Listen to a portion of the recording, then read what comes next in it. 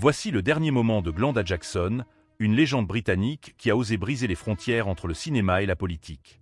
Avant de mourir en 2024, elle avait laissé derrière elle une confession qui fit trembler les deux mondes qu'elle avait conquis, celui des projecteurs hollywoodiens et celui des débats passionnés à Westminster. La femme qui, autrefois, tenait un Oscar dans une main et un micro de député dans l'autre, révéla qu'elle n'avait jamais trouvé la paix intérieure, malgré tous ses triomphes.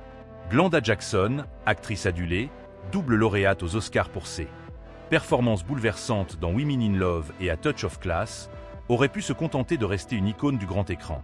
Mais son esprit rebelle, avide de justice et de vérité, la poussa dans l'arène politique, où elle devint députée travailliste pendant plus de 20 ans. Pourtant, derrière les applaudissements et les acclamations, Jackson cachait une douleur intime. Le sentiment d'avoir sacrifié une partie de son être pour incarner deux vies opposées, l'artiste et la politicienne. La fin de son parcours fut empreinte d'un étrange mélange de grandeur et de solitude. Elle quitta ce monde à l'âge de 87 ans, entourée du silence des coulisses qu'elle connaissait si bien. Mais avant de s'éteindre, des proches affirmèrent qu'elle avait confié une vérité troublante.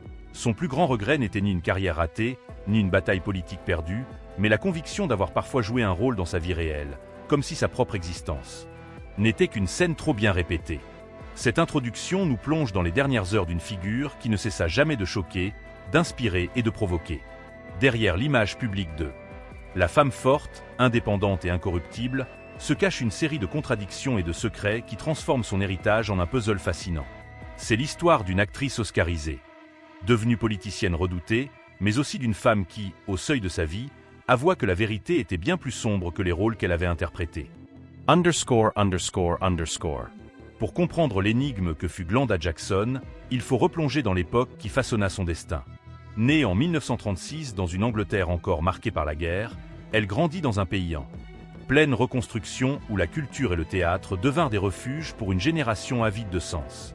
C'est sur ces planches que Jackson découvrit très tôt sa vocation, donner corps à des personnages plus grands que nature, mais toujours traversés de failles humaines. Dès les années 1960 et 1970, elle s'imposa comme une actrice au jeu magnétique, brute, sans concession.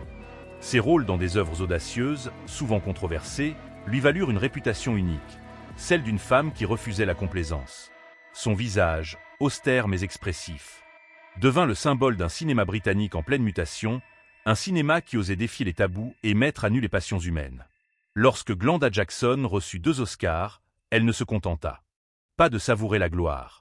Elle considéra ces récompenses comme un tremplin pour dire ce que d'autres n'osaient pas.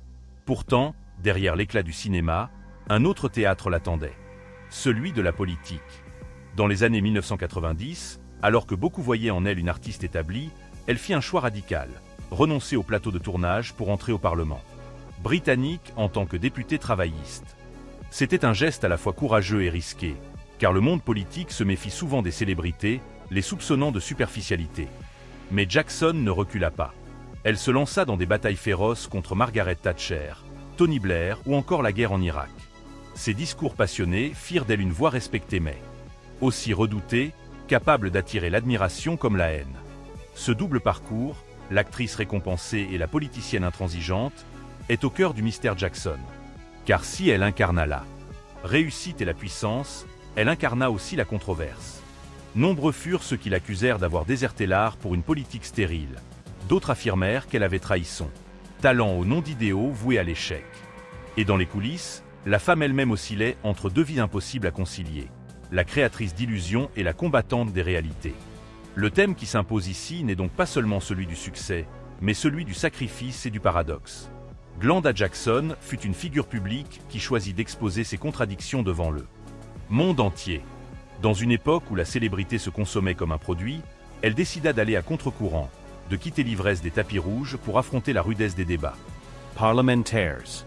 Mais ce choix, glorieux en apparence, dissimulait une blessure secrète, l'impossibilité de vivre pleinement l'une de ces deux vies.